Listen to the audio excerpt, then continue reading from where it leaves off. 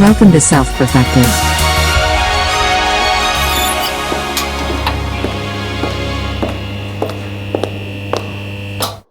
The suspense. There we go. Well, Hello. I guess it timed out on Facebook. Hi, everybody. I gotta start back again. Max is, Hey, everyone. Drake's just gonna mumble for a bit in the intro. Yeah, we got a new intro. Yeah, it's just second, man. You can't do this fucking thing. That's your new intro. It's how you talk to yourself in the morning, anyways. Here we go. We're live. Shout out Hear if about you this. shout the out if you Silicon talk to Valley yourself. thing? Hear What'd you about say? what?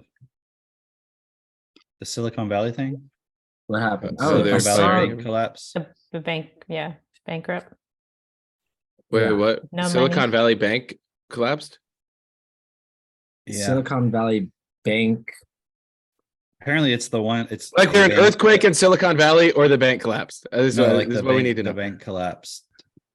In an earthquake. Okay, got it. Etsy delays payments to sellers due to Silicon Valley bank collapse. Oh shit. Investors, Damn. startups work to find cash lifelines after Silicon Valley bank collapse. Damn. Why did the Mm. Silicon Valley bank collapse? Says New York Times. Well, I know they're gonna lie to us. Because of social justice. Duh. God. Like if we had more social justice in this world, the Silicon Valley Bank would be strong. They're clearly high ESG score. That's why everybody invested in them. And because of the social injustices in this world, for specifically LGBTQPIA plus and P? others. But I guess a bunch of like Silicon Valley, like startup, tech firms and stuff were using it. I don't really know a lot of details about it. It says the second largest collapse in US banking history. Dang, I wonder if that's a domino setting off other dominoes. Yeah. UK races to minimize damage from Silicon Valley bank collapse. SVB is largest bank failure since 2008 financial collapse. Wow. It's exciting. Growing banking crisis caused by contagion from Silicon Valley Bank. One of So- Silicon Valley's top banks fails, assets are seized. The nation's 16th largest bank. I hadn't heard of it before. I didn't either. Failed after depositors hurried to withdraw money amid anxiety over the bank's. This sounds familiar. I don't know where it went.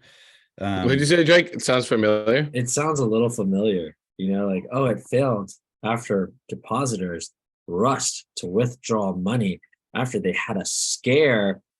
Sounds oddly like, you remember when a whole bunch of banks collapsed in like the 1920s because there was some news that banks weren't going to be able to, they weren't going to have money in the bank for their depositors, and then every depositor went and withdrew their money, and that's what actually caused the banks to fail. And then it turns out that none of that stuff that they said at the beginning was actually true. It was just these banks who were trying to encourage that withdrawal of money so that the banks would collapse. So they could This go buy says, their bank. well, it's like they were showing like Jim Cramer, the guy on CNN or MSNBC or whatever he's on, was like, Silicon Valley, great investment, like all that shit. So you have like the usual talking. But this says, so That the guy's, like, CEO from Y perpetually Combinator said that it's a extinction level event for startups. It says that Roku, the Roku Yeah.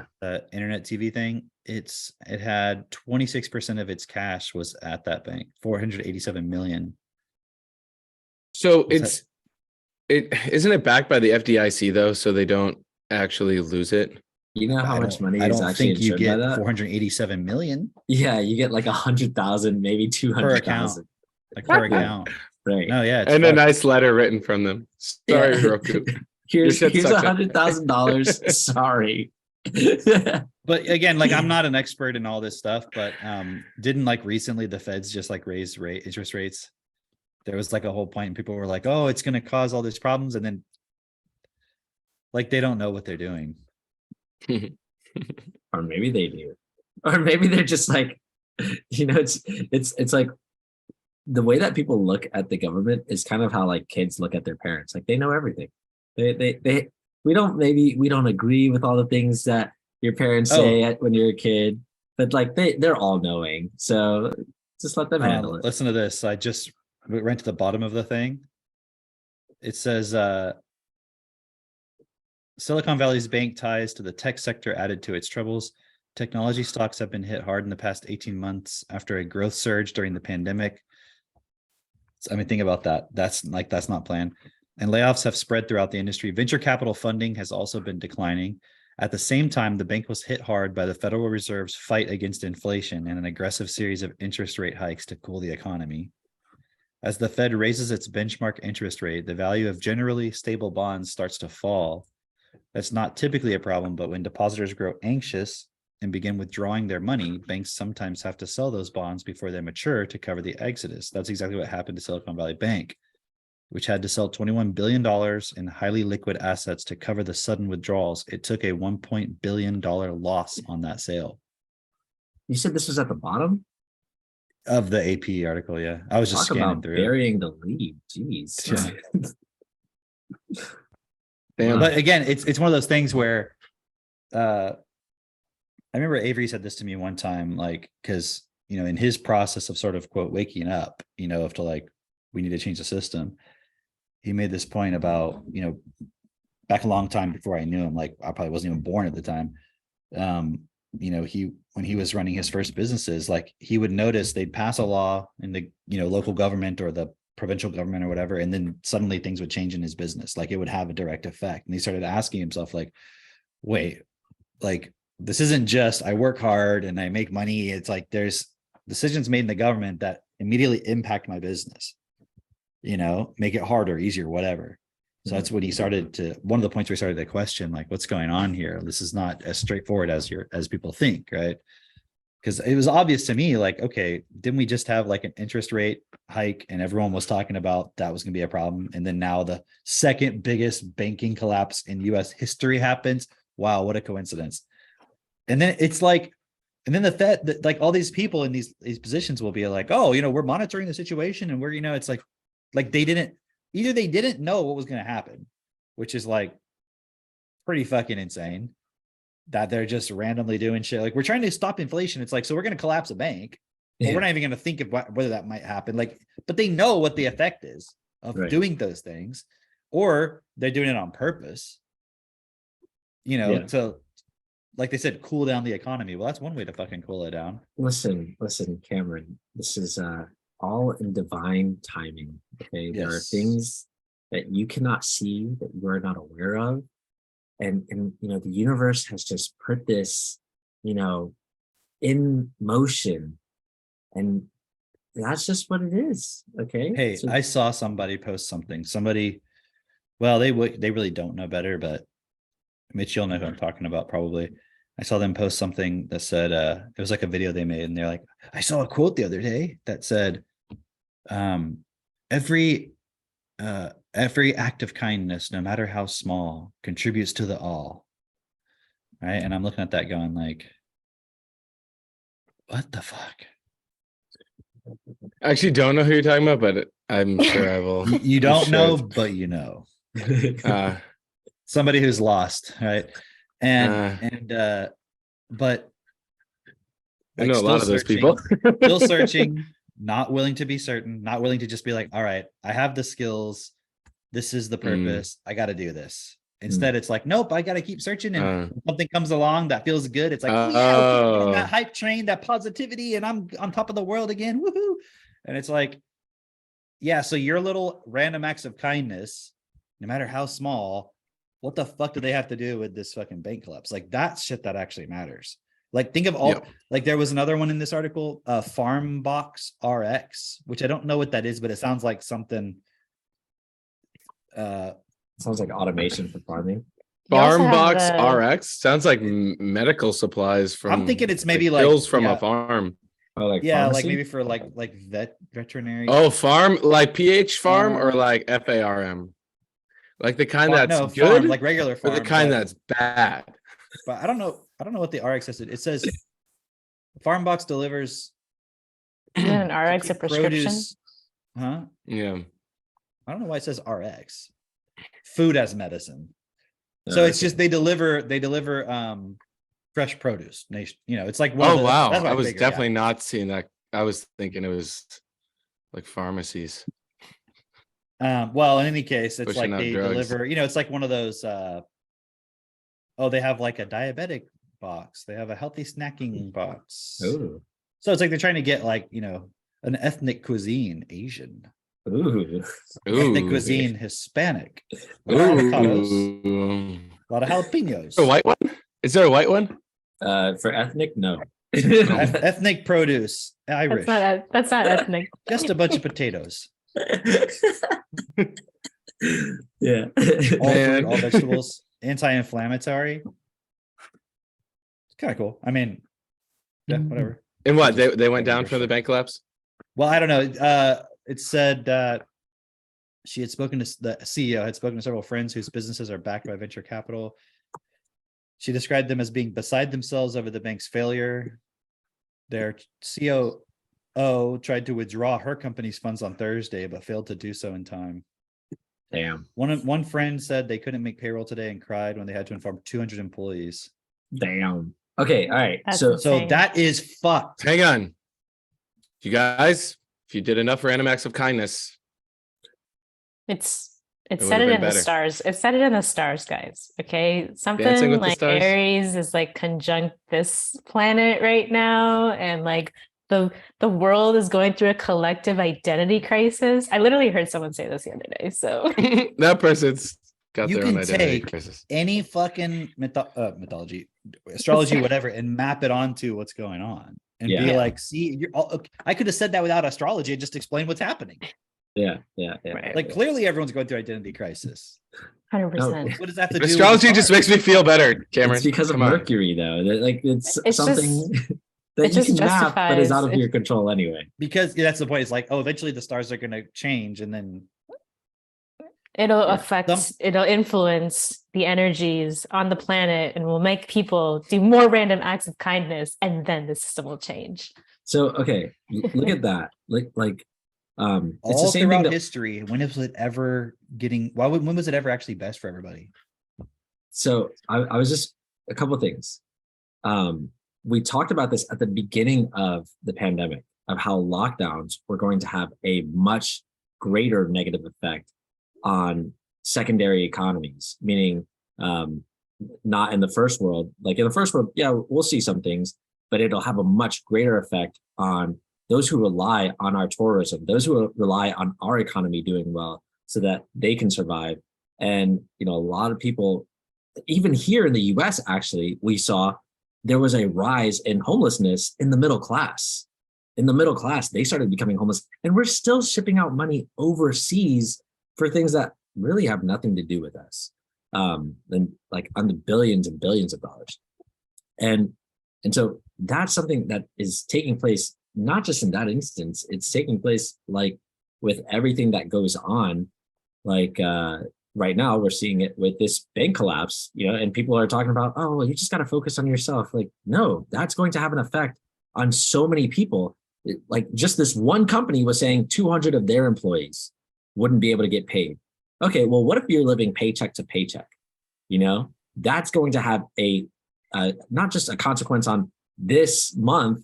It's going to have a consequence where it's like, oh, and now we're trying to play catch up because now we had to borrow this money. We had to go into debt. We had to do this. And that's going to have a severe negative effect, not just for one company, but so many people who were affected by this bank collapse. And then the other companies that rely on them and, the people who rely on getting their services, all that stuff, right? And the other thing that I wanted to say is I just watched this video where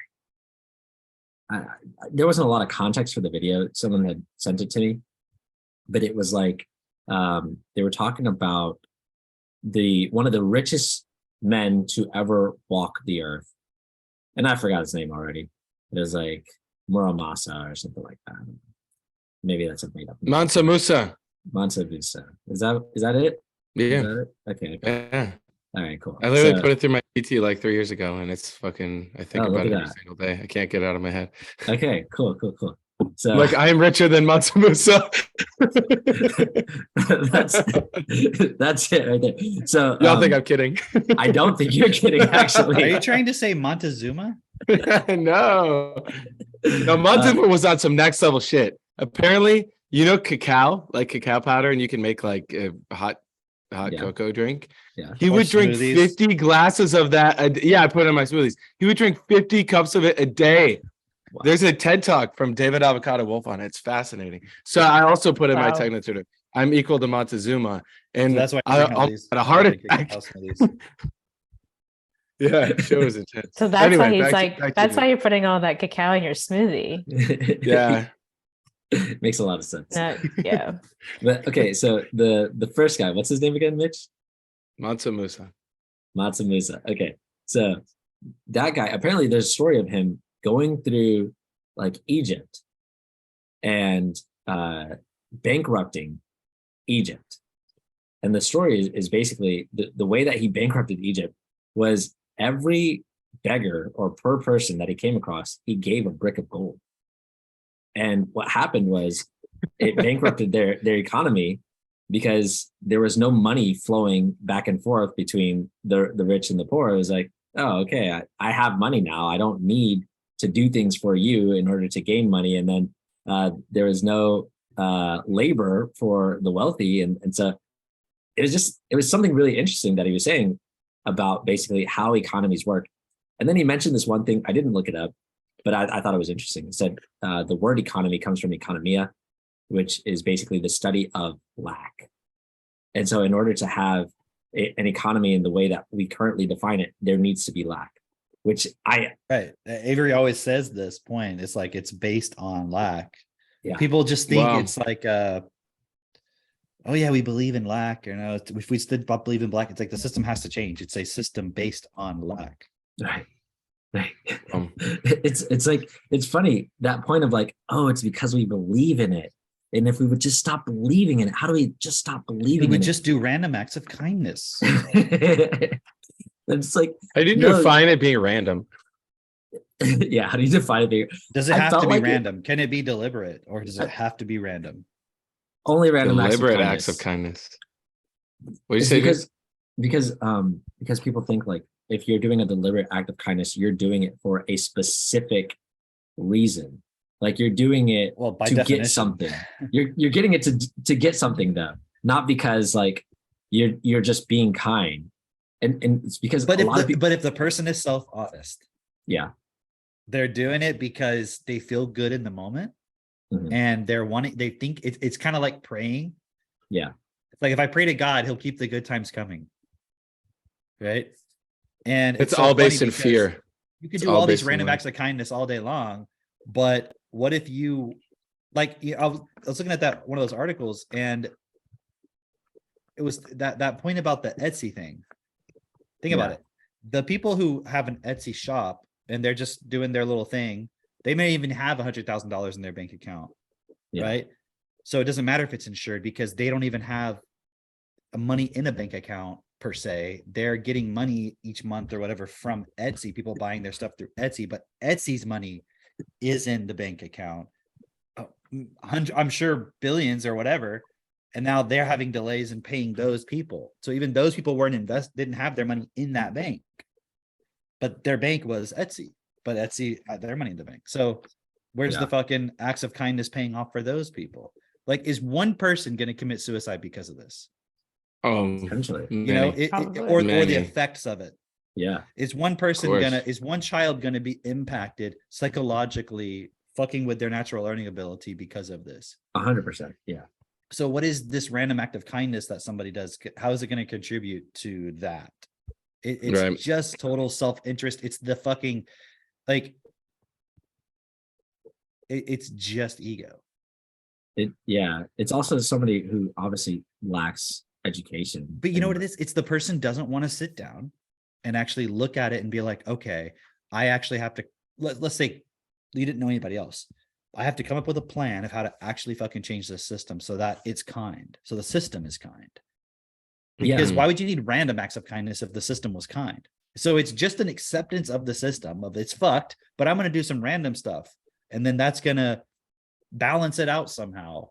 How are you going to balance out the collapse of the 15th largest bank in the United States? How are you going to balance that out? If everybody just do random acts of kindness, it's going to be a lot harder for people to do random acts of kindness now because people are fucking out of money, starving, surviving fear. And Jesus said, love your neighbor as yourself. You can't if you're in fear. Right. It's a lot of people that, well, okay, because what it makes me think of when people say random acts of kindness, like the image that I get in my mind is like, you have this idea of how quantum theory works, maybe sort of, but it's just this like really vague idea where like a bunch of static over here, enough people like bees or something doing random acts of kindness will disrupt the system, and then the whole system will change. Like that's the image that I get in my mind of like, that's why we need to do random acts of kindness. Obviously, I don't agree with that, but that's how I think people Yeah, are or it's like how I see it would be like you got everyone and everyone's got their own like level from being like really sad and like dense to being like very light and like fuzzy. And when you get enough people all fuzzy. being more like fuzzy, Yeah. like like that static you're talking about, and Yeah, it exactly. raises that will then raise. But what people are missing is the real fucking thing that's in place, which is the laws and the government. Okay, so wait, That's a cap on that entire thing. isn't That's that what I'm interesting? saying. Isn't that interesting that I described it as static. You described it as fuzzy. Yeah, all of it is unclear. It's unclear. But- It's a random thing. It's unclear. You don't have But it it's fucking just, it's literally defined. just charity. It's no different than like opening your window to give a homeless man some change. A Yeah. random act of kindness. Like I remember I used to work for a store, and in the winter, it was like Christmas season. And like part of the like employees was to like go out and do random acts of kindness for people. But literally it's like, oh, just go with this gift card and pay for a bunch of people's coffees at Starbucks. You know what I mean? Like these people already are at Starbucks. How random is that? So it's Yeah. like it's just like a form of like, oh, like and really it's just like a lot of the times it's like a monetary thing. It's like, oh, I'm just going to pay for someone's like groceries or something, or I'm just going to pay for someone's like Christmas gift or whatever. But it's like, again, you're not you're not actually supporting or helping the person at all. Okay, you want to hear something insidious, like really crazy? So I was looking up yesterday. I don't know why, but I just had the thought of like, you know what it was? Because Christina and I were planning on watching like either Psy War or The Trap, one of those, right? And it reminded me that in one of those, they talk about in the very beginning how at a certain point, the US deregulated advertising to children. And I wanted to know, like, when was that? When did that happen? Because like, obviously there are consequences for advertising to children, right? And I started looking into like just trying to find, okay, when was that? And I found a whole bunch of information that advertisers know about advertising to children, specifically how if you advertise to a child, that if the child's under 8 years old, they can't make the distinction that you're intending to sell them on something. They just think they're watching something enjoyable. And then when they see, okay, most children, I'm saying most children, right? But they see a child getting excited about this thing that was just put in front of them. And for them, they're like, I want to be excited too. I want that.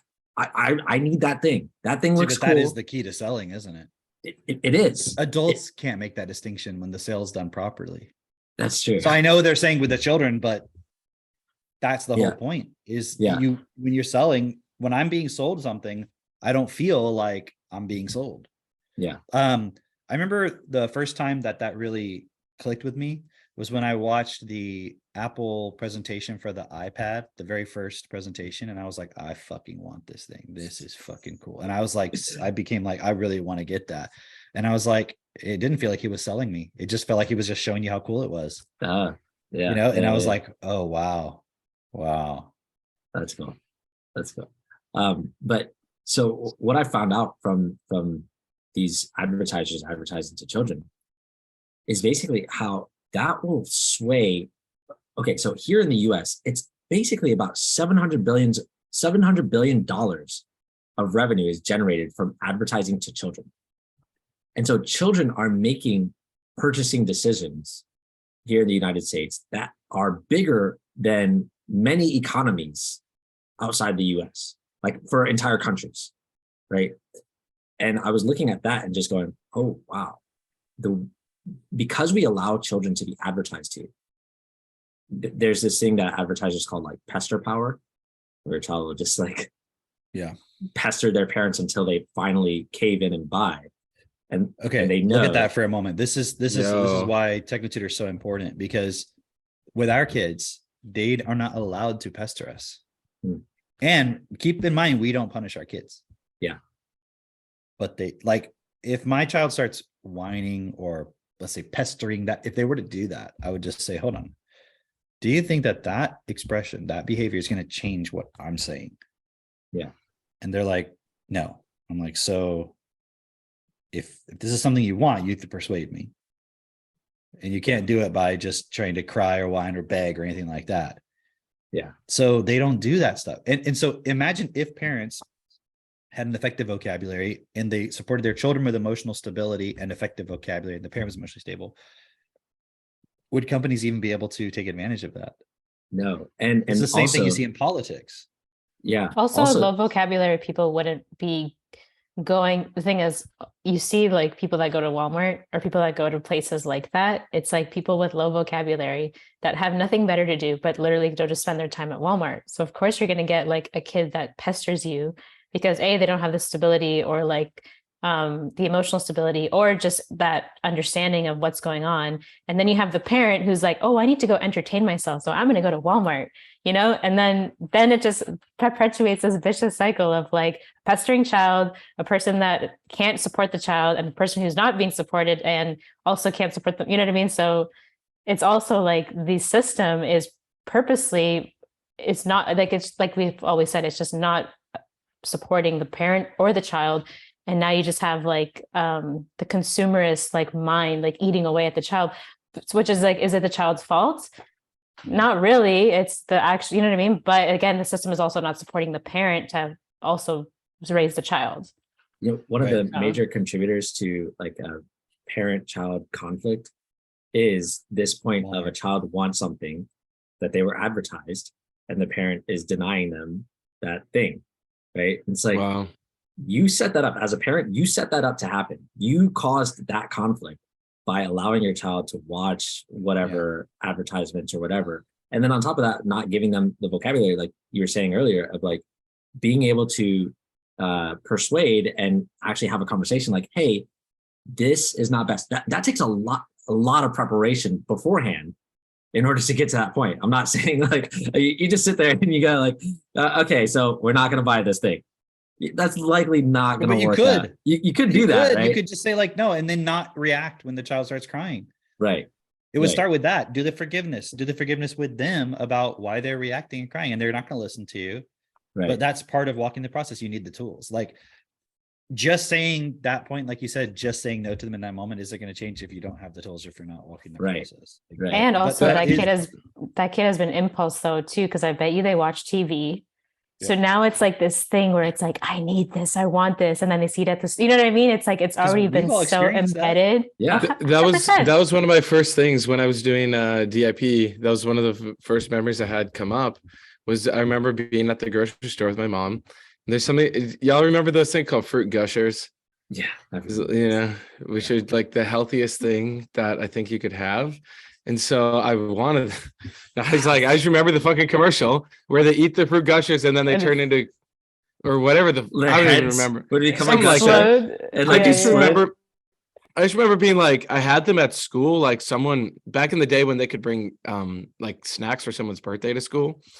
And I remember I had them and it was just so fucking good. It like put my dopamine drive. I was like, I need this shit. And then I was at the grocery store with my mom. And I know the one part of the store I could still see it where it's like you're going through there, and it was probably like the fucking battlefield for my mom because she was like, oh God, we're going through this place again. And she didn't know any better. So I just remember we had an agreement that I could get one treat every time I went to the grocery store with her. Because whatever, that was just the agreement, but it wasn't a clear agreement, but it was kind of, she's like, okay, you can get one treat. And I had this one treat, but then I really wanted these fruit gushers too. And I just went in. I was like, I need both. And I was like fucking screaming and crying and stuff. Made no sense.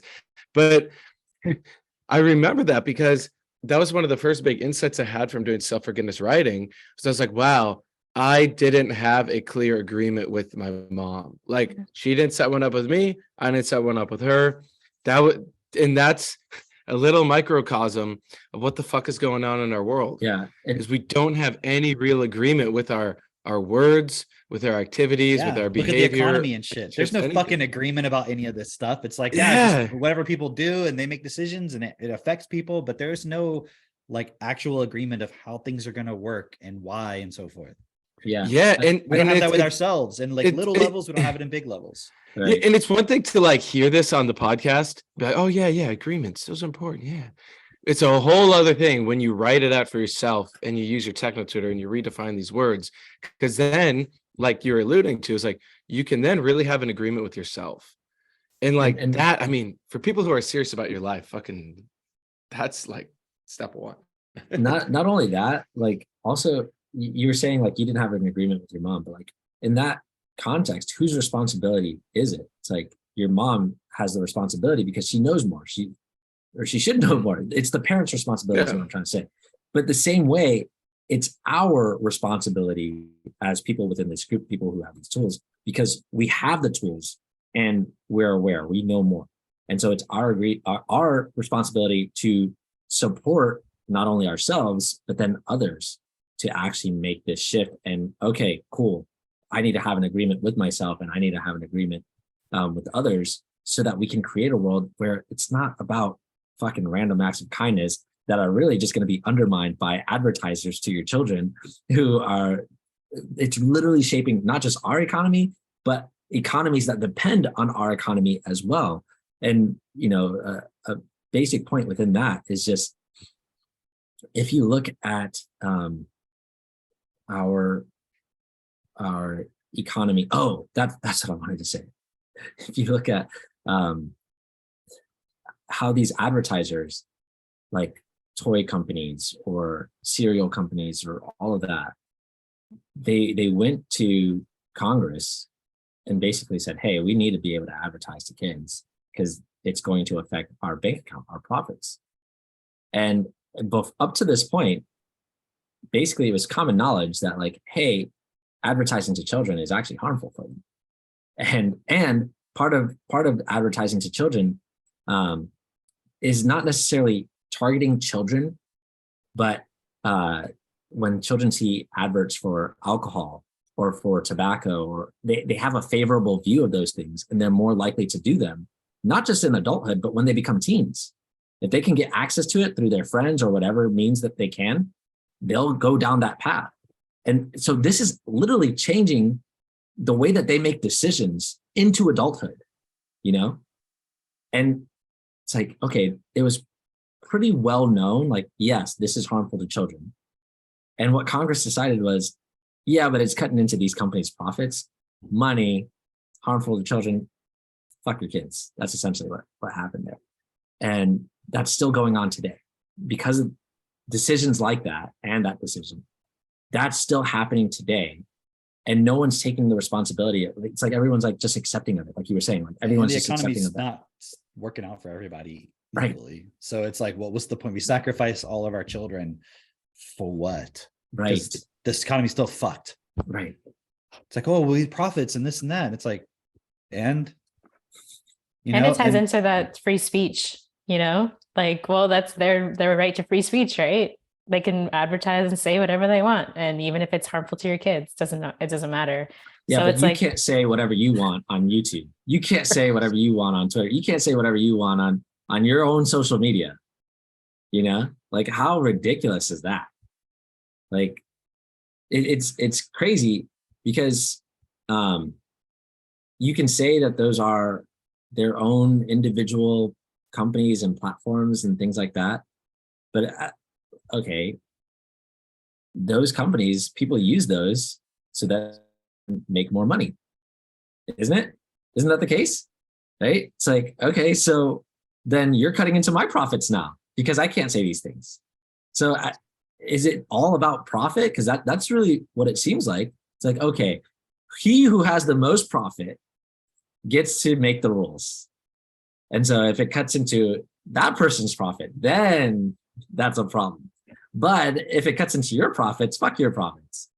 You know, it's like we're creating a system. Well, we have a system that is essentially based on. Hold on, but that's the reality of it. That is. And everyone knows that deep down. But then we want to pretend like random acts of kindness makes a fucking difference. Yeah. Because it's just, I understand quantum mechanics. Like, no, you fucking don't. It's just a justification of spite. That's all it is. It's a justification of not doing what is best. And it's like, well, but you know, as long as I do these random acts of things, and it's like, okay, but you still have to go to work in the system. You still have to contribute to that system. And are your random acts, how are they balancing out?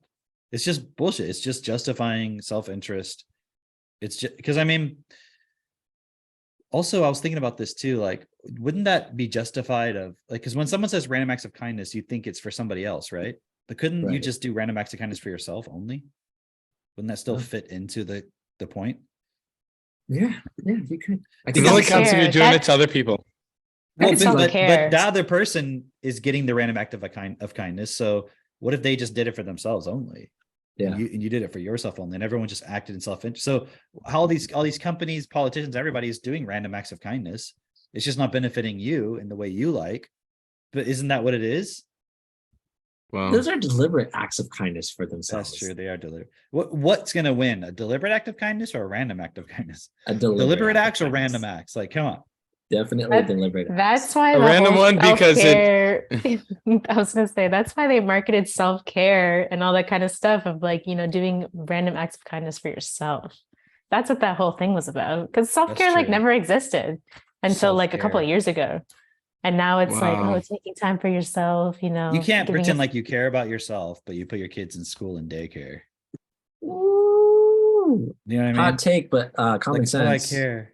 I got to spend some time for myself. It's like, I agree. You need to like take a shower, you know, but spending 5 hours in the bathroom doing makeup so you can go out with the girls on Friday night and leave your kid, you know, and fucking with a babysitter. That's not self-care. Not at all. Dude. That's self doesn't care. Dude, I saw a video. Someone sent me a video. A little girl had to be like 2 or 3 years old wearing like a prosthetic ass. Like, yeah. Like her mom was walking around with her and she was wearing like a prosthetic, like big bubble butt. And like the 3-year-old or the mom? No, the 3-year-old, the 2 or 3-year-old. You saw this in person or no. It was a video that somebody sent to me. Okay. They were just walking around and this little 2-3-year-old was wearing like a prosthetic ass and like breasts as well. And it's just like, what the fuck is wrong with you? And people like, you're saying, you know, if you put your kid in daycare, like, yeah, but people are taking this to the extreme of like, this is what they think of as far as caring. I don't know. I don't understand what that is about. Well, it's like people probably just attention and significance. Well, I just saw someone like trying to make an argument for like the drag queen story hour, and it was a photo of Hooters, a bunch of Hooters girls, and there was like a little girl in the middle also dressed in the Hooters outfit, and then the bottom one was the drag queen story hour, and of the top one, like the Hooters one said like, this is acceptable, but this is not. And I just commented on this person being like, they are both wrong. Neither is acceptable. What do you... Right, exactly.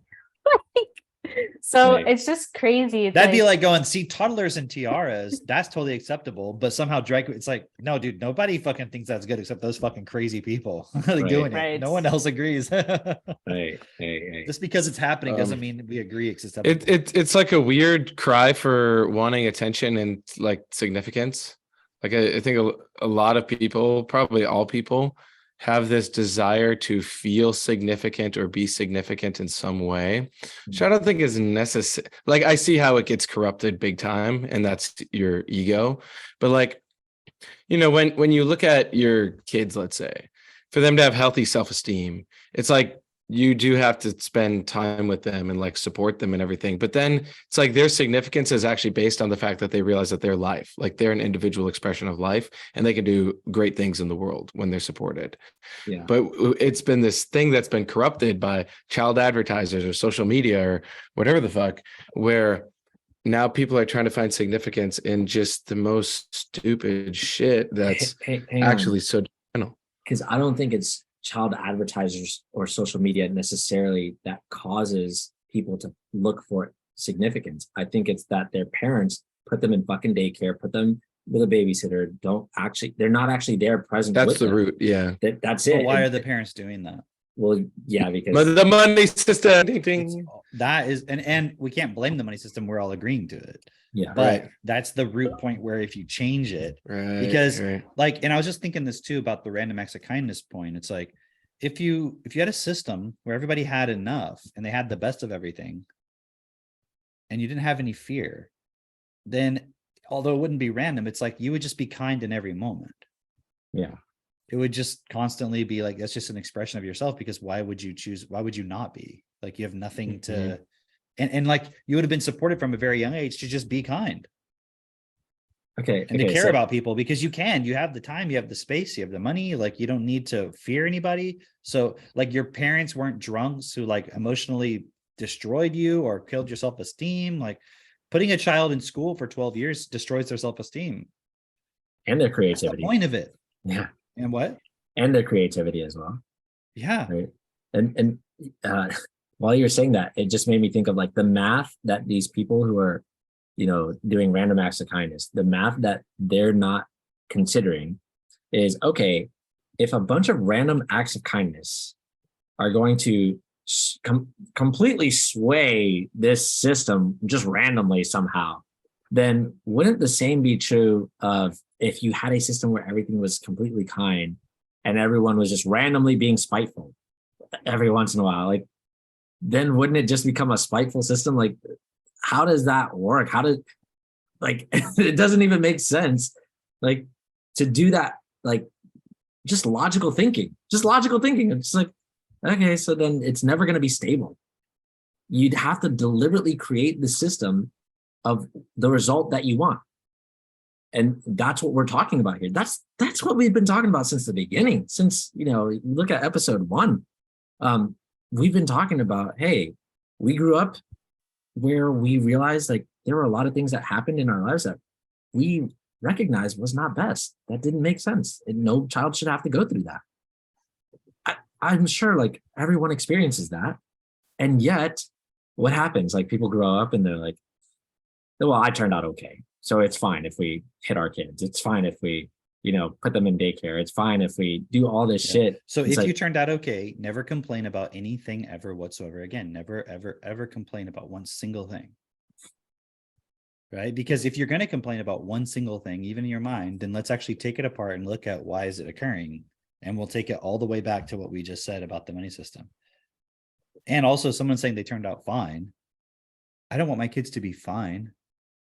I don't want to be fine. I want to live like a great expressive life. Yeah. Who wants to be fine? Think someone about who's that. resigned All the women. themselves. Yeah. Yeah.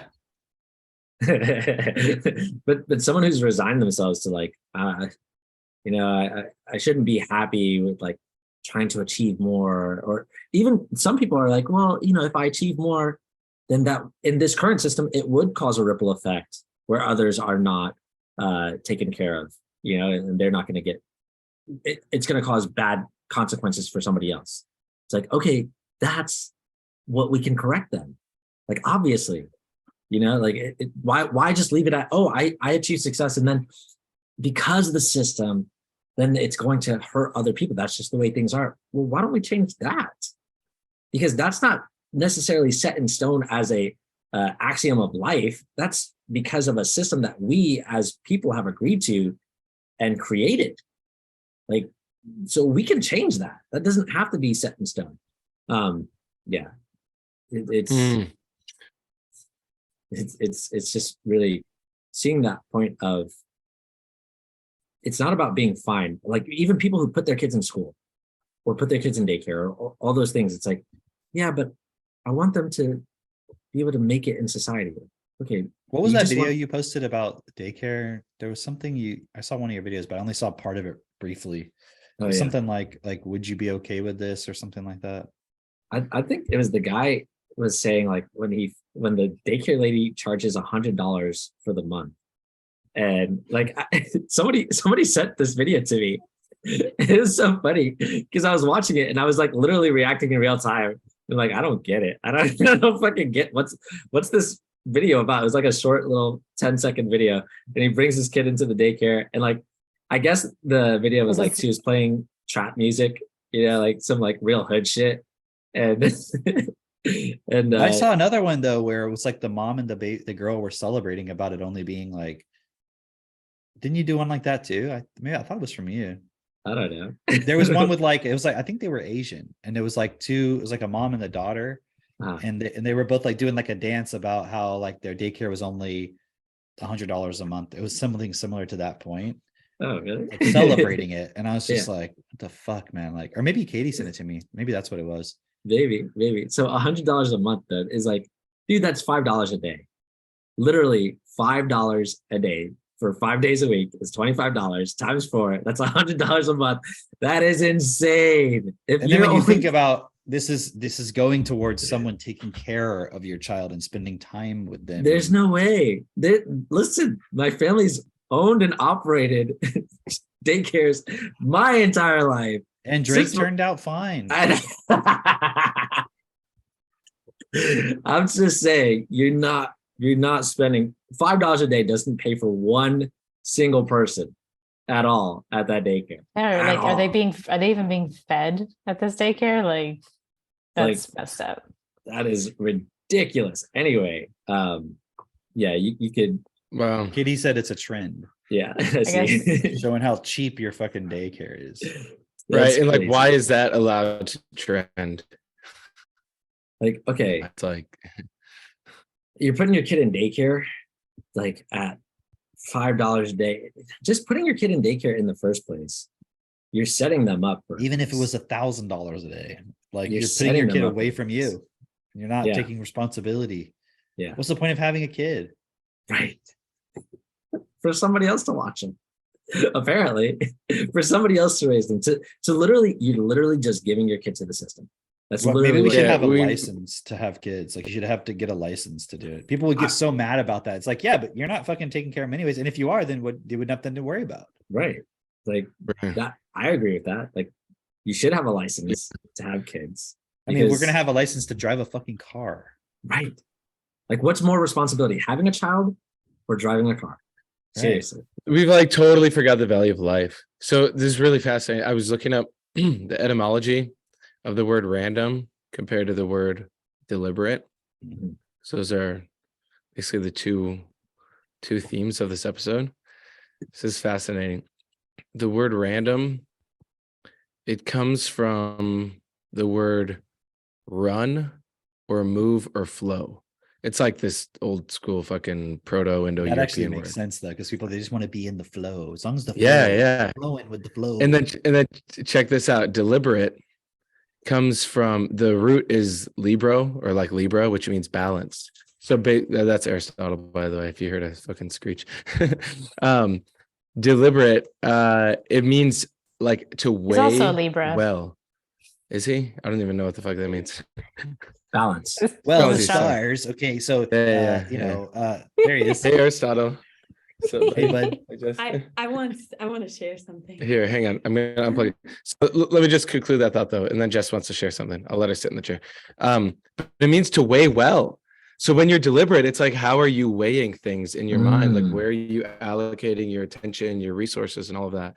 Whereas if you're just being fucking random, you're just like, it's just so fucking feminine. You're going with the flow, but you're not directing the flow. The flow is carrying you along.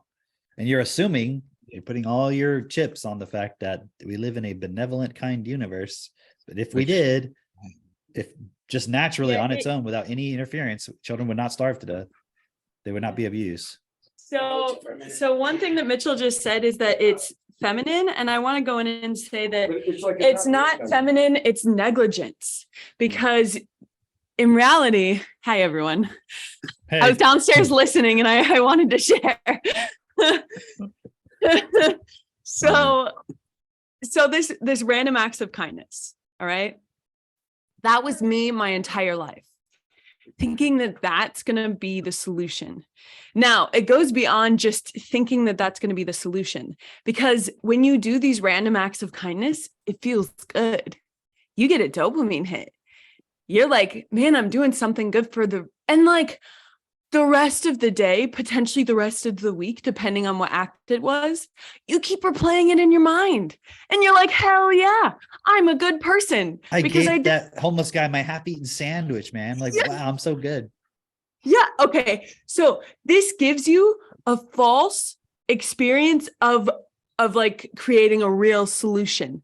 Like you think I'm actually creating something that's bettering the world, when in reality, not only is it not a solution, you're perpetuating the abuse, because that person on the other end, the receiving end, they're like, oh, people are going to do it for me. The system's not that bad. There's people out there who are willing to help me. That's all that I need. The system's, like I said, the system's not that bad. And so it's like this cycle of false, it's like a false solution in that moment. And actually what would be best is if you use those resources to take more responsibility in your life, to create bigger systems that take responsibility as a whole. Yeah. But instead, you're just allocating small bits of your resources so that you never accumulate enough to ever make a big impact, because you were thinking that small random acts of kindness is going to make any kind of solution ever.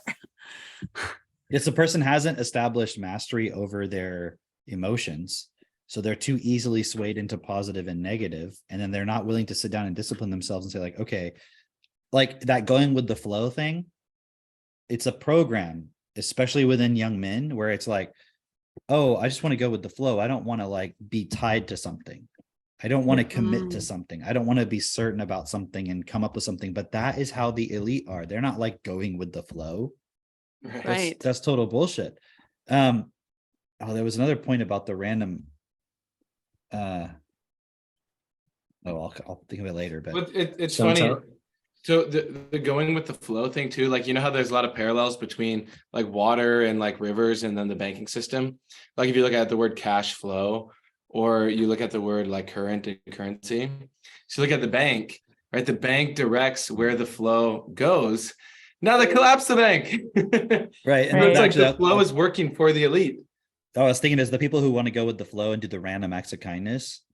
What if your employer or the person who paid you was like, well, I'm just going to randomly pay you.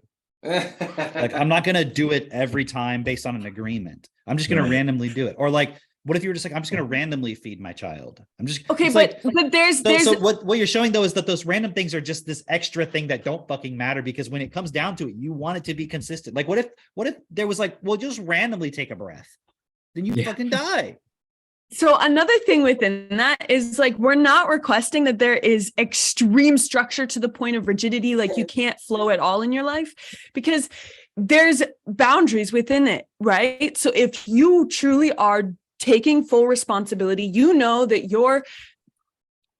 you're taking on a point that will eventually create a system that doesn't perpetuate this abuse. If you're certain and clear on all that, there's room to flow like all day long. That's what I'm doing. It's not like I have this super rigid schedule of like, oh, I got to clean this and this at this and this time. And then I got to make this. And then, and like planned out to the exact minute. It's like, no. Yeah, heck but no. hold on, but that even would that never work. But even that just like is appealing to the person's emotions. Meaning, like, if we're going to create a system that's best, I'm talking about from the masculine perspective, you do have to become systematic. And Right. all those go with the flow people, when they go to work, they're systematic.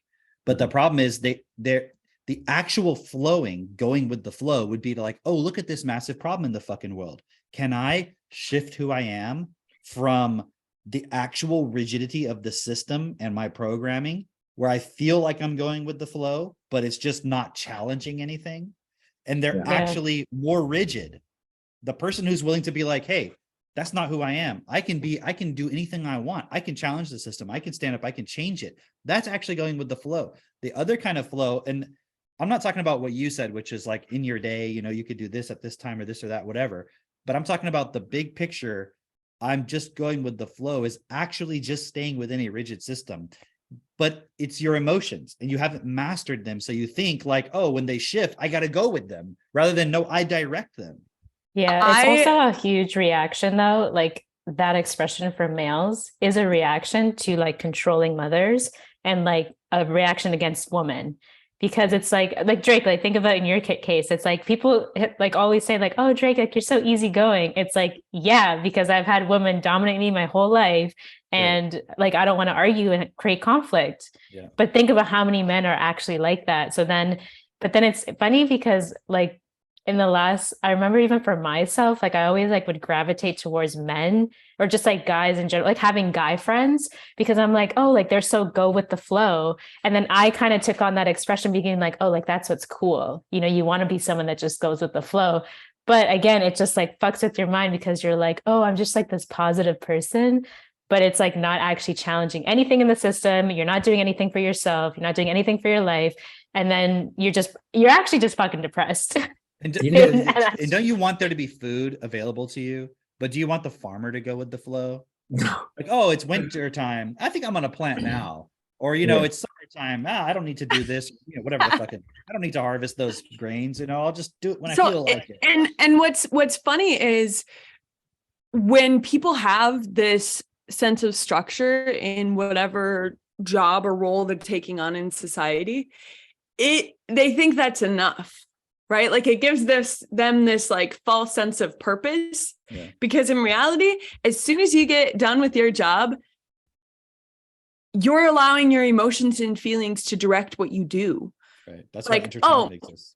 I feel like having this meal because I was a little sad today, so I really need the extra carbs and sugar. And it's not like you're thinking that, it's all unconscious. Like you're just like totally being directed by your emotions and feelings. And in reality, what you've attached to each emotion and feeling is just a program. So your emotions and feelings are triggered by patterns, but then the patterns that are enacted based on those emotions and feelings are also programs. Like the fact that I obviously had an attachment to carbs and sugar based on sadness, but other people, maybe it's something totally different.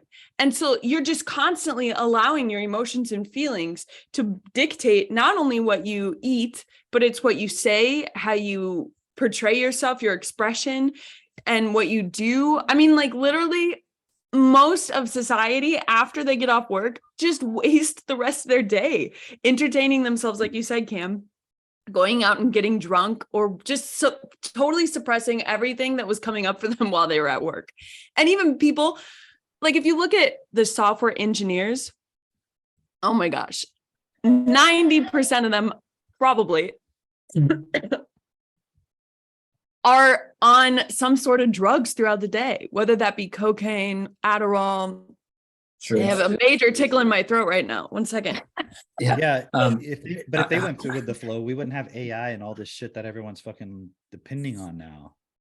You know what else is interesting about that is like going with the flow, like what Christine was saying about being cool and like wanting to be cool. That whole desire to be cool is like to not just fit in, but also to sort of manage emotions so you don't feel vulnerable. You don't feel like you're exposing yourself at all. And it's really this point of not challenging yourself. You don't want to be challenged.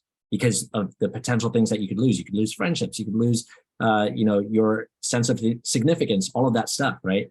And that also comes from like your parents not supporting you effectively so that you can understand those things, and then just throwing you out into the world and going, hey, all right, well, go have fun. And then you want to be cool, and then you learn to go with the flow, Emotional management is one of the biggest problems with society right now, because you think that I'm so stable because if this comes up, I can manage my emotions. But the fact that it's still coming up means that you have no idea what it means to take responsibility for your emotions and your feelings. You know who can't manage their emotions? Because I just saw that Chantel said it's also National Working Moms Day today. Right? National Working Moms Day? Yeah, which is such fucking bullshit. That's obviously an advertisement, right? But working moms cannot manage their emotions. They are terrible at managing their emotions. You know how I know that? Because they can't deal with the emotion of boredom. Because what do most working moms say? They're like, I'd be so bored if I stayed at home. Yeah, I needed to do something. It's just like I needed to create. I can't be tied down at home, right? Be with my kid. Fuck you. I literally would go. I would go stir crazy if I had to be at home all day. Fuck you. Yeah. Fuck you. You have terrible emotional management. And okay, but not only that, but they've been programmed to be masculine. Right. To think that they have to build something. That's why they feel like they can't be there. Yeah. And okay, but that's part of emotional management is understanding the emotions of being a female. And biggest identity. Yeah. The biggest point of being feminine is realizing that you get to cultivate a rich, nutrient-rich environment. That's the quote unquote building. That's a good way of saying it. Is creating an environment that's super rich so that your husband can come and build something fucking fantastic in that nutrient-rich ground. But if you have a desert for the environment because you went off and you wanted to build something on your own, you have left your family with nothing to work with. Yeah. Exactly. But it's also just because like what you said, Jess, is so it's so true. It's like you get to cultivate an environment to build something, but how many couples are even on the same page about building anything? It's, you know what I mean? Like there's no purpose to the relationship whatsoever. So it's like, yeah, of course I'm gonna, because I had that same mentality too. It's like, oh, like when I have my own family, like I'm going to do my thing and my husband's going to do his thing. And then we'll come together and we'll have our little family, you know what I mean? And have our little routine. But it wasn't this thing of like thinking that it was possible to have the same purpose and actually build something together. I was like, it would be cool. We're thinking that they need to build something out of their lives at all, even let alone with a partner. Like a majority of people just want a partner so that they can justify their weaknesses and suppress together. They get to be with another person suppressing everything instead of being alone in their suppression. And then that justifies suppressing. Yeah. No, it's a cool way to look at it of like, hey, you guys are working together in the same company, in the same business, and you're building something together. And hey, these are your duties. Your duties happen to be taking care of the kids and making sure that they are supported the most effectively, because then that takes a load off of my mind where I can completely focus on these other aspects of the business that generate more money for both of us. But again, if you have a weak man, that's not going to work out. That's not going to work out. That's why if you're a woman listening to this, you got to get your man in this group and using these tools and taking on this purpose, because otherwise, there's a lot of weak men out there who just want to go with the flow, Play video games. Yeah, play video games, not disrupt people, not cause any conflict, and like beyond the NPCs, right, that are super okay with the suppression and the corporate jobs or whatever, those that have that inkling of wanting to do something and not having direction and thinking the random acts are actually making a difference. This podcast was for you to realize that actually isn't a solution. And we have a solution here in this group. Like, join our Facebook group, become active, learn what it looks like to really take responsibility so that you can know when you go to bed at night that I'm actually making a real physical, palpable difference in the world. And it is the most fulfilling thing that you could ever have. Because for the last 3 years of my life, after being clear on my purpose and my certainty, I have never had a doubt at the end of the night where it's like, am I enough? Am I doing enough? You know, am I doing the right thing? Like, all those questions that I would have, even though I would be doing these random acts of kindness. And, you know, from the outside, like, wow, she's such a selfless person. She's so serving of others. But at the end of the night, I would still feel like, what the heck? Like, what is life? Because I had nothing. Because I would always give it all away. And like, that's going to solve anything.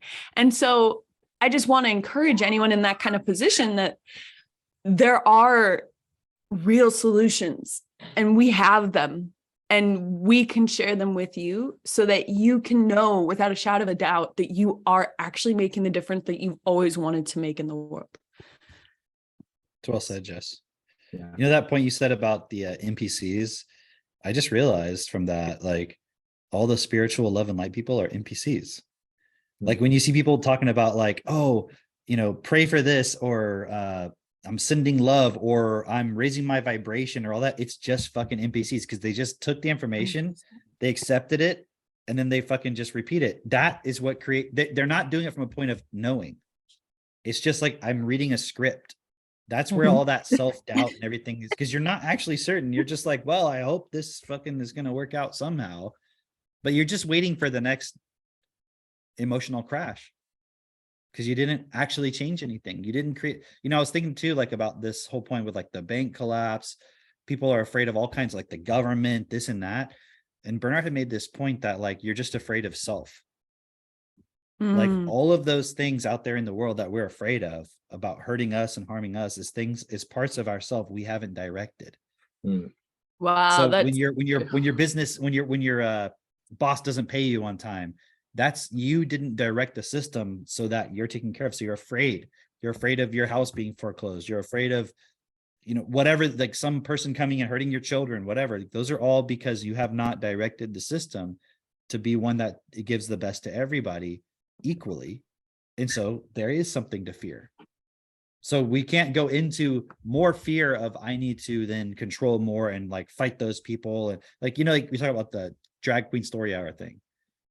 We talk about it because it's insane, but we're not thinking, oh, if these drag queens would just leave the kids alone, everything would be great. It's like, the kids are still going to be in daycare. They're still going to be in fucking school. They still have parents that thought it made sense to take their kid to it's not like the drag queens fucking went to the kids' homes and forced them to look at them.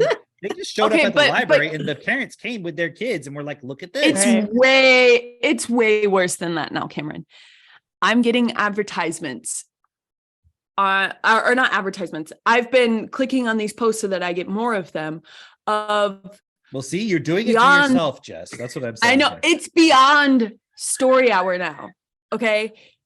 Drag queens are putting on shows like dancing, very, very sexually dancing for children who are literally just all like, they're in a circle around these drag queens. And it's like, this is seriously like, demonic shit. This is good. Like, what? This is good. And it's like, watch Tyra. Those drag queens are complete pedophiles, and those parents are, they're just complicit to, you know, the abuse look at that point real quick. The children. Look at that point about the pedophile, because people will say like, what are you talking about? They're not pedophiles. And it's like, hold on. Are they expressing themselves sexually? Yes. And are they doing it in front of children? And is that a part of it? Or if they were a stable, mature adult, they would be like, why would I do this sexual expression with children? I Yeah. could just not have children around. But they need to do it in front because they're deciding to get up that day and go to the thing where they know all the kids are going to be. You know, it's similar to the whole like the transgender thing. I've been reading a lot more about that, of how there's this thing called autogynephilia, and a lot of these guys who become transgender women, they're actually doing it because they sexually get off by presenting themselves as women and other people seeing them as women. It's like a how can I explain it? They're not doing it because they feel so trapped as a male. Do you see what I'm saying? That's the normal story you hear. It's more like a sexual fetish of like people who like have sex in public because they like the thrill of somebody might see them. Do you see what I'm saying? Yeah. It's I've the definitely same type seen of that. thing. It's the person feels like, oh yeah, they're not going to say it that way because obviously people will be like, whoa, what? But imagine the thrill that somebody might get if they're like a guy dressed as a woman getting to go into the women's bathroom. Right. Okay, Right. Like, they may not be like but- looking at the woman sexually, but they're getting off within themselves on doing that activity. So it's like we're Similar- justifying these similar- sexual points. Similar topic, but a little bit of a side note. Christine and I had sent this message to each other. I don't remember who sent which, but there's this person who was sharing this video and they were just like, we really need to make it normal and legal for people to be able to live out their sexual fetishes as long as it has consent with the other people. Oh, I Because saw this video. I And they have also need such to lower empathy. the age of No, consent. but to no, 1 month. no. You gotta listen. You gotta listen. Okay. I have this fetish that only can be gratified by the other person giving consent to being unconscious while I do sexual acts on them, and they are giving consent, and that is my fetish, and it should be, not only should it be legal, but it's my right because it's my fetish or whatever. And I'm like, You can have Whoa! the fetish. You just can't do it. But how do you give consent if you're unconscious? Do they have to give consent? you when they go give unconscious? consent to be unconscious. and I So think- you're I think- conscious and you give consent to But being put all of unconscious. this is just a fucked up experience of sexuality Yeah. Yes. because you didn't have a stable understanding from a Yelling in young my age of mic. like the purpose of sex. What? Sitting here yelling in my mic. I thought can't that's just how lower you the talk, volume. Jess. It's okay. I do it all the time. No, I think I saw that video, and I think she was saying also like she wants them to be drugged unconscious. Yes. Which Yeah. Oh, but when was- Bill Cosby does it, everyone's like, fuck. Yeah. Right. Yeah, Matt Walsh was reacting to that because at the end he was just like, we need to go back to kink shaming because this is just like unacceptable.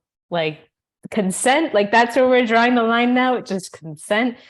But anyways, it's pretty messed up. Like even here in Orlando, like there's some like accounts that we follow on Instagram of like stuff happening in Orlando. And there's quite a bit of like drag queen brunch hour, like family time, come for brunch, and there's going to be drag queens. It's like, why don't we just take the kids to the strip club at this point? You know what I mean? What is so interesting about drag Seriously. queens? I think they're fucking weird. It's not, you know what I mean? It's also like clowns. Like, Yeah, I yeah, just yeah. think Literally. clowns are weird. Like, I'm not scared of them. It's just fucking Well, weird. no, I think clowns at least have a purpose. You know, like you go to the rodeo, you see a rodeo clown. That's pretty That's- cool. I like that. Okay, but that's I'm they're gonna there to, like, let chase the Bitch hop bulls back and stuff. on. All right. Thanks, See you, Jess. Jess. Thanks for letting me Thanks for come on stopping by. by. Yeah. But the rodeo clowns have a purpose. That's what I'm saying. That's why I like them.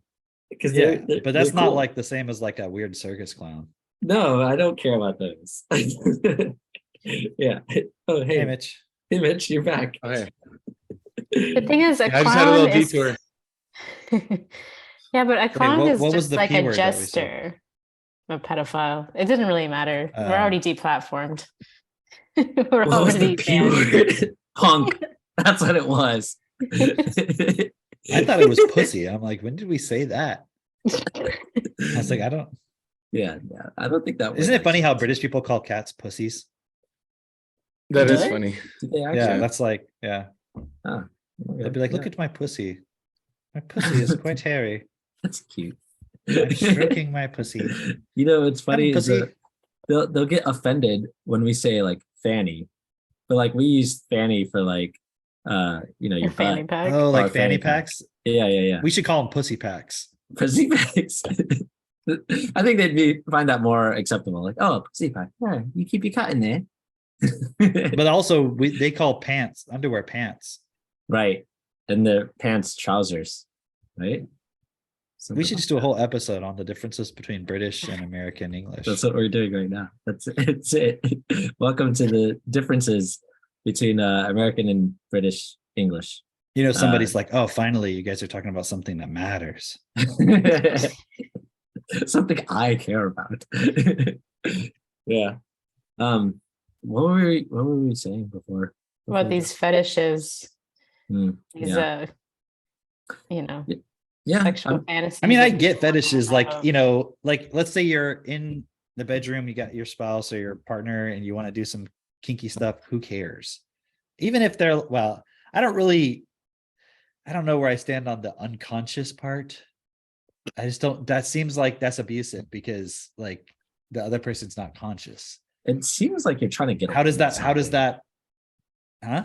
it seems like you're trying to get away with something. Like you're like, I don't know. It seems like Maybe it's something like happened in your childhood. necrophilia. Maybe that's Yeah. like they want to get really close to that, but not quite. Yeah, You it's know? like the real question is like, is it also supporting something else that's abusive? You know, like if somebody was like, well, I get off on giving people black eyes. I mean, that's clearly not acceptable. Even if the person consents, like that's not, you got to deal with that shit. But I also get off in getting black eyes. Come on.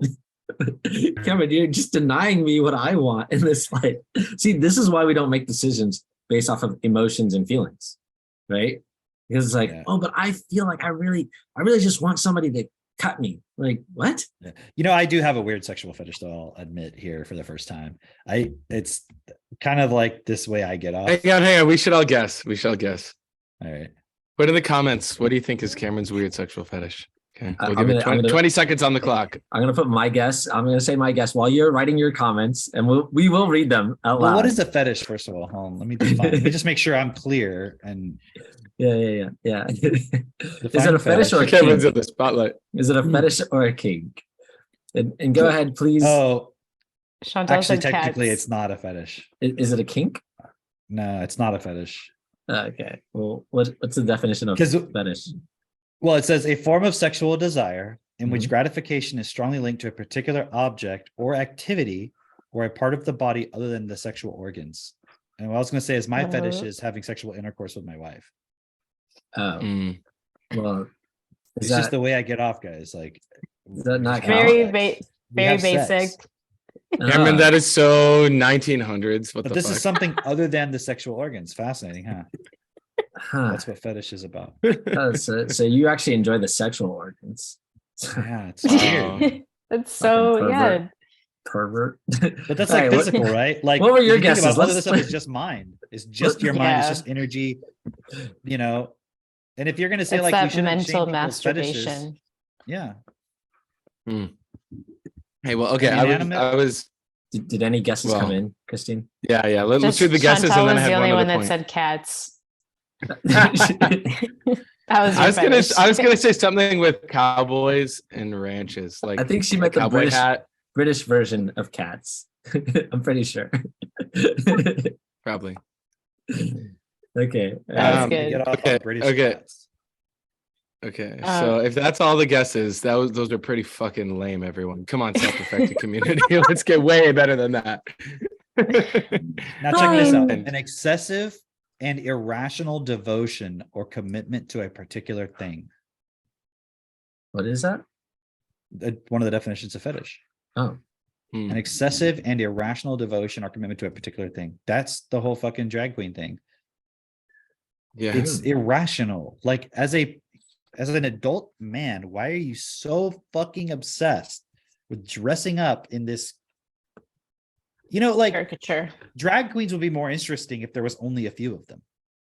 But now it's like everybody can be a fucking drag queen. And dude, remember when I think we were at Ass's place and I showed y'all that video? Oh, jeez. Music Were you video. there, Mitch? I don't know if Mitch was there. But I've shown you before, Mitch. You've shown me those videos so many fucking times, Cameron. It's just because you're there when I'm showing it to someone new. You showed it to me so many fucking You times. texted me, said you liked it. I have the receipts. Sure. Jake's like, send that again. Grace was gonna guess toes. I'm thinking it's Jula's Grace, but we'll go with Grace. Yeah. So okay, going back to this point of yeah. like random acts of kindness and the system and all of that. I Wait, was wait, reading this wait. article. Wait, Random acts of fetishism. Are we done with the trans stuff? Because I was going to say one more point on No, that. let's talk Go about ahead. that more. say it. What? No, well, I was going to trans. say That's like, Cameron's real fetish is trans people. My real Let's talk about fetish it. is Obviously. talking shit about trans people. It gets me on. So That's hey, the only way they you can get off. can't question that. They can't judge it. Right. but I it's don't know if your you right. guys have seen. There's like there's a bunch of people on TikTok. They're like older men that are like non-binary and all this kind of stuff. And there's one in particular where it's like they're using this point against for children, where it's like they're grooming children, not calling it grooming, but other people are calling them out on that. But they're like your parents fucked up. Like your parents don't understand who you are. And that's okay, but come to my Patreon and you'll be accepted. And like, we can have conversations about like, you know what I mean? And so it's like, Wow. it's Imagine now the abusing the pestering power of point. that. Right. But now it's like abusing the point of like, your parents don't, it's not only the school that's separating your kid now from like the parent, but like now you have these like like these trans people who are also, or not even trans, like just the LGBTQ community, the ones that are like fucked up, that are also now trying to separate the parents from the kids. So that's like, no, like your parents don't get you. And you have a loving and accepting community, which is like that cult. It's literally the definition of like the negative cult of like, we're now separating you from your family. Yeah. We'll accept you and like you'll be able to live out your full expression and all this stuff. It's so insidious. And anyways, but it's like on TikTok, I've seen multiple accounts like that where it's You know like what it is? It's the AI trying to fucking just dominate humanity. Mhm. Yeah. Because how are these Straight things up. getting promoted? That's the real question. And like the more they Right. get promoted, the more people do it. It becomes like this bubble. Yeah. So Wow. speaking on AI, I was reading this article that you posted on your Facebook cam, and it was like basically how somebody was saying how AI is already threatening their job security, and there's more to come essentially. And they were talking about how basically they have a Patreon, and even just being a content creator, their job security is threatened because the AI is essentially, instead of somebody going and clicking through a bunch of links to find information and potentially stumbling upon your blog or your article or your whatever, and then contributing money to your ad revenue or to your Patreon or whatever, instead they just go on to the AI and they just say, what is this? And they get a summary of it from the AI, and the AI didn't have to go through your link to do it. It's like, I already have all this information. Here it is. Like I was trying to figure out how to smoke a brisket. So I went onto YouTube, how to smoke a brisket on a Traeger. Brisket. Smoke something else. I was trying to learn how to smoke a brisket. Okay. Yeah. Anyways, so what I do, I went on YouTube and I watched several different videos of different people smoking briskets. Mhm. And otherwise you could, how many times I've used Chat GPT for something? 12. 0.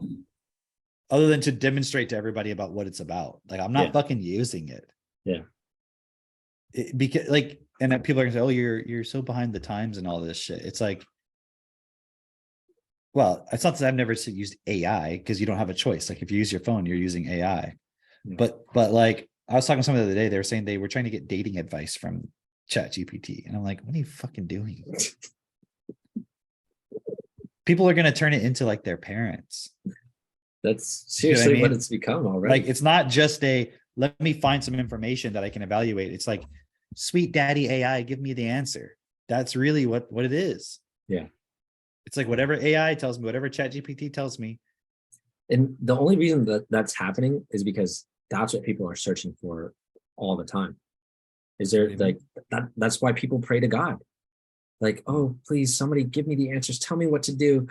Oh, an AI that will literally tell me practically what I can Dude. physically do right now. I Yes. guarantee you that's gonna be the next religion, man. It is already. It is. It won't even be a formalized thing. Yeah, you're right. It already is. It's not even a formalized. It won't necessarily be, but I bet there will be an expression of that too, of people being like, hey, AI is actually God from the perspective of what they're thinking. Like it gives us all the answers. It does this. Like they're going to turn it into that. Whether that it gets formalized or not, people are already treating it that way. You know how like when you go to church, you're like, I'm having this problem. Well, have you asked God for help? Have you asked the AI? Have you asked the AI what it suggests to do? Have you asked God for help? Like, yeah. You've never heard somebody say that? Thanks a lot. You need to pray to God. You should pray. Like you should just ask AI and see what it tells you and do what that says. That's how people live these days. It's because but the thing is, the AI actually answers you.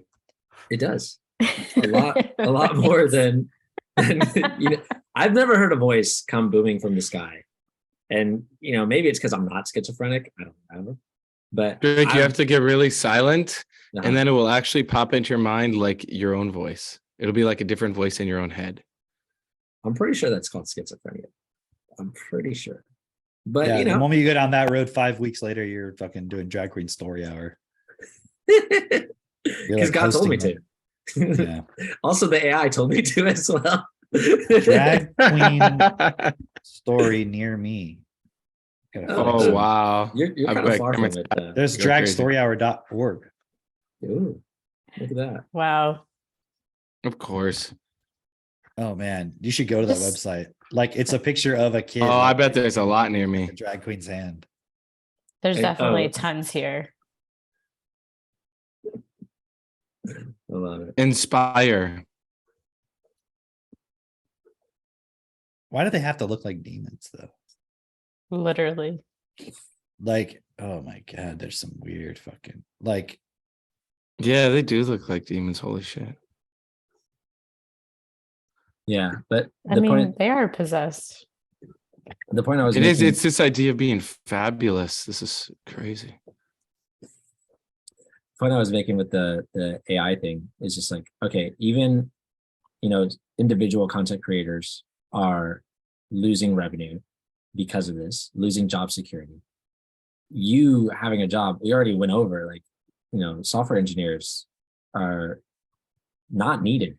They're not needed anymore in the same way that they used to be, where like a lot of companies like Meta or Facebook, or that's the same company, Google, Microsoft, what was the other one? Amazon, are just letting go of all these software engineers, letting go of all these employees. They don't need them anymore because they're replacing them with automation, And it's like, what I'm seeing from that is literally this has been the trend. Even in this article, it says since 2014, this guy was researching, hey, all these technologies are coming, we're going to need a UBI. The same thing was said by, what was that guy's name? Andrew Yang. He said the same thing. People, I don't see how. Bernard was saying it a long time ago. Right? Yeah, exactly. But what I'm saying is like, it's not a unique thing. It's not like this, like, oh, it's fringe and you just think this is going to happen. No, it's on its way. It's happening right now. Yeah. You're watching it unfold in front of your eyes, and you're still relying on something else or somebody else out there to just give you the solution, give you the answer. And that's not going to happen. Christina and I watched last week, we watched Dallas Buyers Club. You ever watch that? I don't even know what that is. It's a Matthew McConaughey. It's a movie where basically he's got AIDS. Yeah, he's got AIDS. he's a rodeo bull rider. I think he's a bull First rider. of all, let's talk about AIDS, what it actually is now. We'll save that for another. That's next week. Well, we're off of YouTube already. Tune back in. African AIDS or gay AIDS? Gay AIDS. He apparently he got gay AIDS, but he got it from sleeping with a prostitute who was using intravenous drugs, apparently, because he wasn't gay. There's also a third person there. I don't know if you remember that scene. I did see that. I do remember that scene. And it was a It looked like man. there was a third person. I wasn't sure. Okay. All right. Well, How many people get AIDS from sleeping with prostitutes? very few. I've never. heard Right. that, Something's up actually. with that. Yeah. But you know how Anyway. it's like, okay, someone was like, they got really sick and they were like, yeah, I had COVID. It's like they weren't even tested. They just said they had COVID Right. because they had symptoms that fit a lot of fucking different things. Yeah.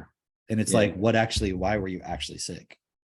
So they call it AIDS, but I saw this conspiracy theory that the whole AIDS pandemic was really just about getting gay people to take AZT to kill them off. Well, okay. That's exactly what the whole That's movie was literally- about. Yeah. Oh, That's so he didn't have literally AIDS. what the movie was about. Oh, so it's not a Oh, I conspiracy didn't know theory. that. Like there was people sick, like you know what I mean? And they Yeah, were they're sick because they're butt fucking each other and doing like crazy drugs all night. right. and Like malnourished. Yeah. yeah. What were you But gonna say? I'm just going to continue with your Okay. summary. I like your summary. Okay. So anyway, they were butt fucking each other, getting malnourished, and not taking care of their bodies, and staying up all night, doing a lot of drugs. And then Right. they got AIDS, and then they were told, "Hey, you're gonna die. In order to not die, you should take this drug." Which basically, this guy started taking this drug, and he found It's out like it was when you're poison. diabetic and then you go and you get fucking insulin Yeah. instead of Fixing of your changing diet. your there's genetic defects that you can have diabetes because you're fucked. But there's Yeah. also just diet induced, lifestyle induced conditions that you could just change those and you don't need to fuck. But the person wants to eat fucking Doritos and Pepsi and TV Because dinners they all were day. So they just take advertised it. insulin. Because they were advertised it, and you know that over the last 30 years, or since 2015, over the last 30 years, childhood obesity more than doubled, right? And Mhm. that coincides with advertising, obviously, and super unhealthy foods. That's like, oh yeah, your kid wants to eat these fucking fruit gushers that are gonna kill Gushers. them. Gushers.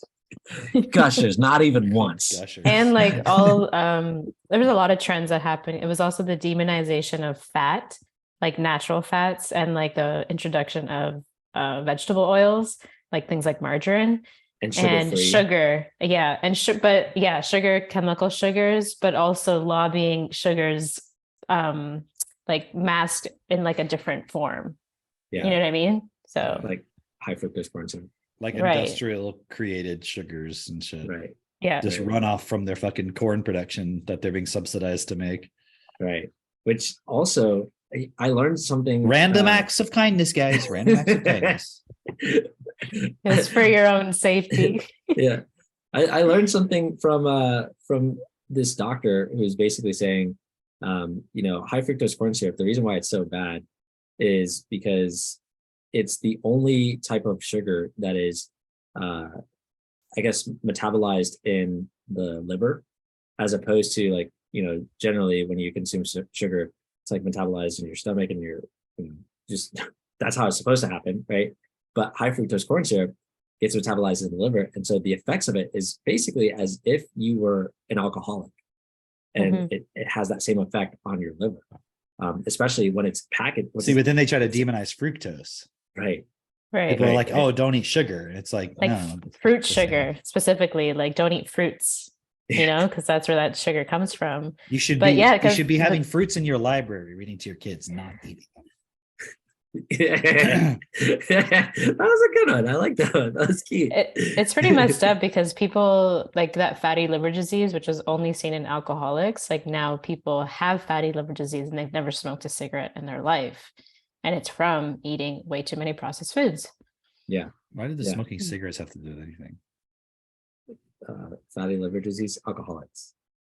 So alcoholics. But then you said they have never smoked a cigarette. You Oh, did say sorry. I thought there was something My I bad. missed, or I was like, I'm was that a sorry. glitch? that. Yeah, I glitched. My bad. They haven't drank Okay. a single Listen, drink in she's their got life. she's got mom brain. Okay. I do. No, that movie was basically about like, yeah, how they were using these drugs to kill off gays, and also or anyone who had AIDS. Are they trying to And like all- red pill people about like Another P Fauci? word that we won't say. Another P word? Tell me this other P word. Pan Sexual. sexual. Pandemic. I'm a pandemisexual. So it basically was. So basically, this is the, Jimmy Dore always talks about it. Jimmy Dore, he's like, oh yeah, this movie, the bad guy in this movie was Fauci. That's what he's always saying. Oh, right? okay. I didn't realize they were referring to that movie because I just never heard of it. Yeah. He's referring to that movie. In that movie, basically, the main character goes to Mexico, gets a bunch of like ivermectin, hydroxychloroquine. He doesn't get those What? things, but that's Okay, essentially what he's getting. Right? He gets a bunch of goat dewormers or horse dewormers. Exactly. He gets goat dewormer instead of the horse dewormer, and that supports him to live much longer. The doctors had told him he would live for like 30 days, and he ends up living 7 years. And he creates what's called this buyers club in Dallas, which is basically anyone who had AIDS, instead of going and getting AZT, he would sell them these drugs instead that were meant to support them. And he had a whole bunch of people that would come, and that's how he made money and also supported his entire community and all that. And apparently these buyers clubs are all over the country, like in Miami and like all these big cities where I guess they had like really high AIDS epidemics. So anyways, so it's kind of cool because like So the problem I have with it, he was too deliberate about it and he charged money. That's the problem. It was a random act of kindness. That's what I'm saying. Oh man. Deliberate acts of gayness is what I call it. Geez. Yeah. That was a deliberate act of gayness. They should redo the movie, and he should just like randomly, like, not even target gays, because that would be too deliberate too. You know? Exactly. He should just randomly like Just randomly give drugs ivermectin to homeless people. Exactly. That's it. Man. I'm glad We should start our Glad own we cleared that up. Hollywood. start our own Hollywood. Mhm. What would we call it, Mitchell? I'm still working on it. Mitchell isn't the name guy. Mitchell's the idea guy. It'll come to me when I'm making a smoothie or something. I'll have this. It'll be like kind of a random thing. You know, that's how I We like can call it. life is. We can call it Pussywood. randomness. Let's see what. Pussywood. Hey, Pussywood. That's good. I think that's what we should call this. It rhymes with good. Pussywood is Rhymes with good. Pussy good. Pussy good. Pussy Good pussy. Oh boy. That's our name. We're gonna do like a trivia at the self-perfected event. And it'll be like these obscure questions from the podcast. Based on the podcast. Yeah. Like which episode did we call that the pandemic was actually bullshit? What was our name for Hollywood in episode 129? This is like, Good pussy. okay, you know, when you go on Jeopardy, they actually Yeah, give you that like they give you a study guide before you go. And Oh, it's really? like- yeah. They, Oh, apparently, that makes it so much less fucking cool. I thought those people were just Really smart. So did I. they don't just randomly know those things. They give them like, Really? Are you serious? Dude, I would Here's be some- fucking good at Jeopardy then. Here's some Yeah, topics. holy shit. My whole Here's some reality about topics Jeopardy we're gonna just talk came about. This is crashing why- down. This is why we're running Pussy Good, is because we're gonna have our own version of Jeopardy with no study guide. But now it makes sense how they could cheat then. How someone Hey- could cheat and they could keep a guy on or something. Hang on, let me look that up. 'cause I I lost heard all that. I respect heard for that guy who There's a really cool Fact Philip K. checking. Dick. won. There's a really cool Philip K. Dick novel. I can't remember what it's called right now, but about this guy who he's playing this contest, and he's won the contest in the newspaper, and he makes money from it. And he does it as a job, like 8 hours a day, and he's won it for like the last like 5 years or whatever. And it turns out that the company is like kind of like looking the other way if he gets it wrong, and they make him win anyways. But in the game he's playing, he's like trying to guess where some person will appear on a grid for like the next time based on the previous one. And then what it turns out is it's actually he's trying to figure out, he doesn't know this. He thinks he's just playing a contest, but he finds out it's actually the government is trying to get him to help them predict where these rebels that live on the moon are going to like bomb the earth like on a weekly basis. So he's like predicting where like the rockets are going to fall, but he doesn't know that. They're like so they won't let him like stop basically. It's pretty interesting. Wow. Okay, so this website says Jeopardy only provides contestants with the prep center and practice tests on their website. There's no evidence of contestants receiving materials from anyone affiliated with this show. So they don't get like a study guide per se. They can go on their website and then there's a prep center there. But most contestants say that they watch the show religiously and that helped them prepare for the show. I don't know. Okay, So they apparently- don't get the actual answers to memorize. Yeah. Either way, why the fuck are people watching Jeopardy religiously? It's retarded. Why is it called Jeopardy? Why is it religiously? Is it? Why? What's the Is it Jeopardy? a cult? Why do they have a fucking study guide? Okay, Yeah, makes yeah. it way less cool. Are they in trouble? Is that the Jeopardy that they're in? What's happening? The real trouble that they're in is that they're fucking committing their life to not doing what's best. Okay, Yeah. let's just be honest about it. It says Jeopardy. Okay, that's what I thought it meant. Danger of loss, harm, or failure. Or in law, danger arising from being on trial for a criminal offense. A dangerous situation. Although in Old French it says an evenly divided game. It was originally used in chess and other games to denote a problem or a position in which the chances of winning or losing were evenly balanced. Okay, so I was like, why is the context like Jeopardy? It's so weird. I guess that kind of makes sense, but Okay. Yeah, I guess they could lose like double like what's it?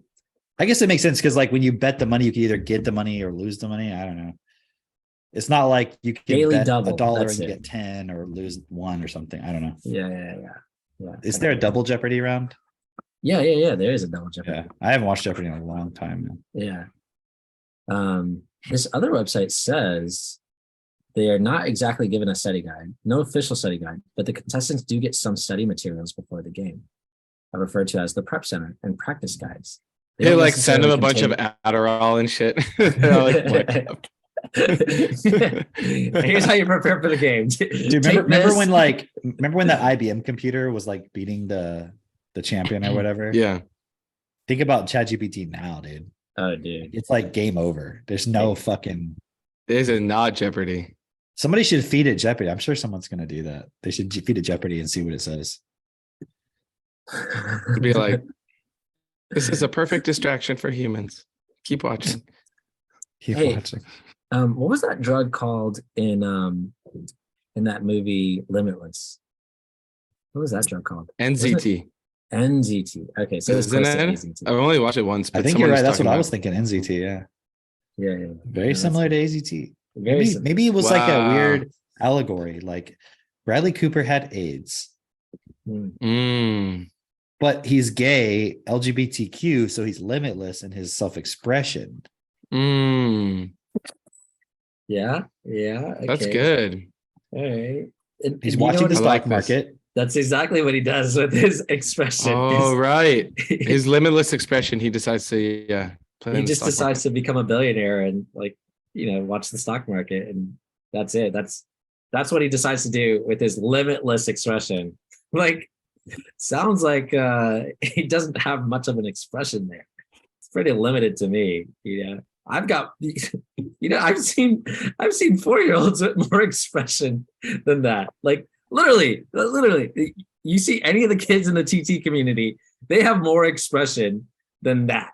That is quite limited expression. Also, That's like, what, I was that's looking where at that- drugs will get you. I was looking at that Drag Queen Story Hour website, and it was saying that the reason they do it is to help children like learn about inclusivity and also learn that you can be yourself, But they're not to feel being free themselves. being yourself. Exactly. It's like you're literally being something that's not you. But this is my expression. It's like, no, it's not. You just copied that from other fucking people. That's Right. insane. So they're lying to the kids about what self is. They think self is an image that you act every once in a while. Yeah. Totally fucked, man. It's abusive on so many levels, even if you remove the sexual element. Okay. I think this would be a cool way to bring it all together. Okay. So you know how earlier we were talking about the bank and like the whole money system and how we, it's our responsibility to change that. And I was thinking earlier of that concept of like which comes first, financial stability or emotional stability. Mhm. And so a lot of people will think like, oh, if I just had more money, I'll be stable. Or like if we just could change the money system, or we just invented the right cryptocurrency or whatever, but they're missing the point, like the real point, which is it's on us first to stabilize ourselves. And at the same time, as we do that, have the endpoint of realizing the fucking reality of it is we do have to change the money system. But it's like that process from just going with the flow, acting like a bitch, doing random acts of kindness, to then learning how to be deliberate and really directing yourself, every last part of yourself, or like Cameron was alluding to as well, where anything in the world that we fear or that we dislike is just a part of ourself that we haven't directed. And so that is the real stability. 100%. Now we just need to put that into a movie. Now we just have to put that into a movie and put it into Pussy Good, and then everyone will understand. What else can we say? No, that's it. Let's get started on that movie. Okay. What else we could say is, if you are watching this live and you don't have your hotel booked, you literally have like 2 days left to get the hotel booked. For the extra days, if you want 50% off. We have like 50 new rooms available, but if you want the 50% off for all the days you're staying, like many of us will be there for like 5, 6, 7 days, you got to get your tickets today. So if you know someone who's got the tickets, please like share that with them. But yeah, we opened up the last part. It's like we have the biggest room now for the event, so it's gonna be lit. And yeah, there's still some tickets available. So tell your friends. It's not enough for you to just listen to this damn podcast for 2.5 hours. Now you got to go share and do it deliberately. Don't play the random game. Nice. Mhm. Awesome. Bye. See All you. right. See you. See ya.